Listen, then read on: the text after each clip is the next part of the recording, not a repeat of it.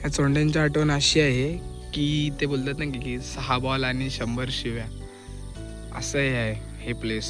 हे तुम्हाला जे आता गवत दिसतंय ना, ते एकेकाळी आहे ना इथं धुळा दिसायचं, धुळा.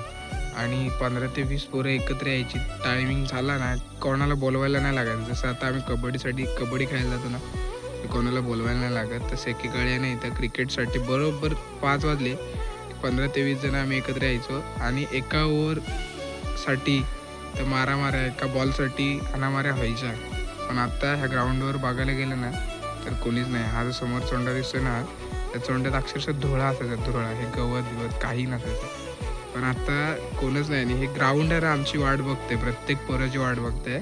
पण आता प्रत्येकजण आपापल्या कामामध्ये व्यस्त आहे, त्यामुळे कोणालाच टाईम नाही.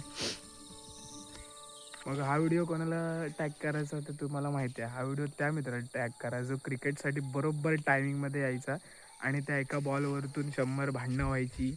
सो ती माझ्या वेगळीच होती. तर त्या प्रत्येक भावाला आणि त्या प्रत्येक मित्राला टॅग करा ज्याला तुम्ही आता म्हणजे आठवण येते पण तुम्ही आता भेटत नाहीत एकत्र.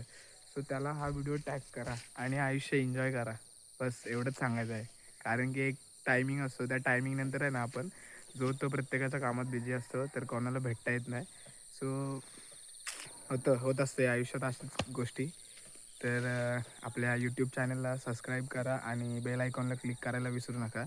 सो थँक्यू आणि तुमच्या भावाला मोठं करा बस.